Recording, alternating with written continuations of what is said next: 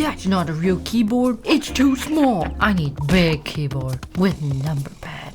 Okay. Hello everyone, I'm Betty, and I've made hundreds of videos about mechanical keyboards. And there's one comment I get non-stop. Where are the full-size keyboards? And you know what? I think I finally get why you're so mad. Because for the past few weeks, I've been hunting down the best full-size keyboards. And let me tell you, you are absolutely neglected. It's like full-size keyboards got left behind in some mechanical keyboard dark age. But today, we changed that. Because all keyboards deserve love, regardless of their size. And these companies, they really need to stop size shaming. So, come with me on a journey to find the best full-size keyboards of 2025. But before we get into it, I need your help. Because the way the YouTube algorithm works, this video is probably going to 6 people and a stray cat. So if you believe in full-size keyboards, spread the word. Otherwise, this might be the last full-size keyboard video anyone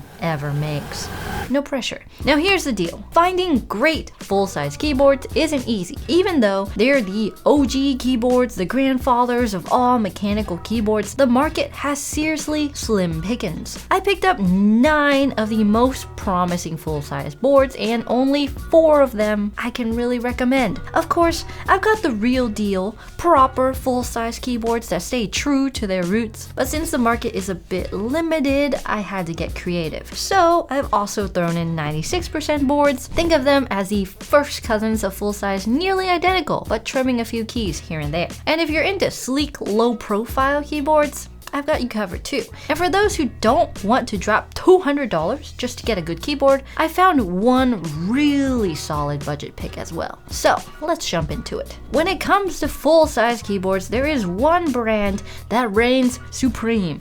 Keychron! They have the most selection in sizes, prices, and layouts, so you'll be able to find something that's a good fit for you. Plus, their stuff is pretty dang reliable too. It will just work out of the box with Mac and Windows, and it's intuitive to use. But it does come with a few drawbacks as well, which I'll get into soon. They probably have 4 or 5 keyboards that can scratch the full-size itch or get pretty dang close. But there's one that stands above the rest. Now, I almost recommended the K4HE, a stylish keyboard with Hall effect switches that are also great for gaming, but I had trouble recommending this because of a tiny issue that I think will be a deal breaker for a lot of you, and you'll see that as a trend throughout the video. This keyboard has a 96% layout, so it's a little smaller than a normal full-size board, but what I don't like is the small 0 on the number pad. People usually buy a keyboard this size specifically because they want a number pad, and the small 0 really throws me off when doing data entry. It's not comfortable to contort your thumb like this when entering numbers, so for that reason, it's disqualified.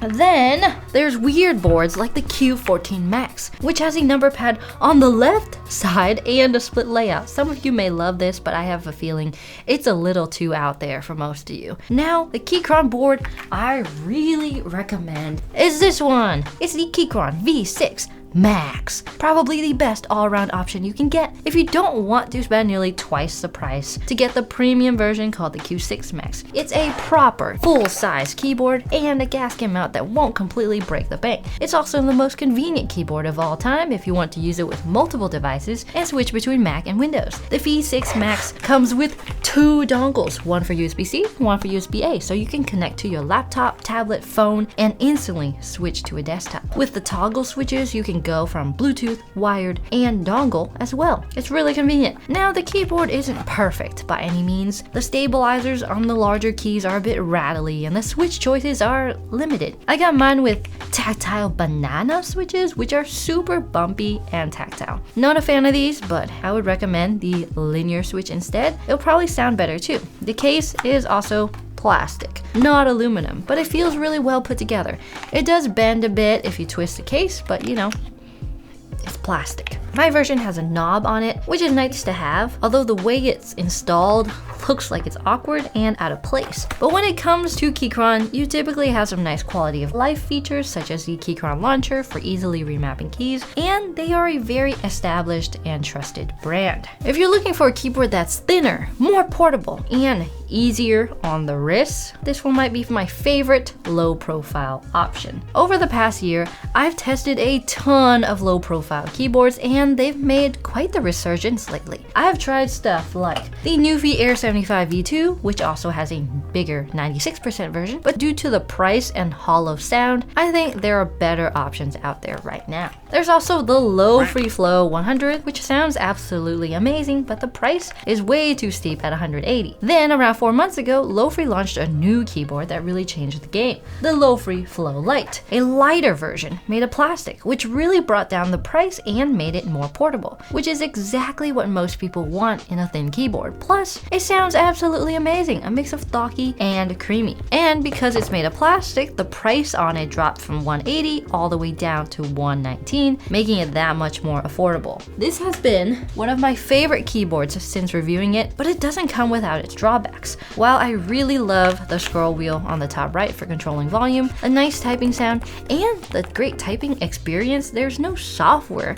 You can just open in your browser like the other options out there. And it has a small 0 on the number pad, like I mentioned earlier. It makes it so awkward to do data entry, and it leads to a bunch of errors because I'm always pressing the right arrow button. So for those reasons, some of you may pass on it, but I highly recommend this one otherwise. Now, this third option, I'll admit, is cheating a bit. But if you want all the benefits of a number pad without having to sacrifice the typing experience at all, I have to recommend this. This option is perfect if you only use a number pad once or twice a week. Whenever Monday comes around and I have to do some accounting / bookkeeping stuff, I like to whip out a separate number pad to do data entry. I've been using the Keychron Q0 and I like to pair it with whatever keyboard I'm testing that week. But for you, I recommend a solid keyboard like the Rainy 75 or even the Aula F75. This way I save a lot of desk space throughout the week and I have plenty of room to move my mouse around, and when it's time to do some number crunching, I bust out the Numpad. Plus, since it's not attached to the keyboard, I can put it in my lap,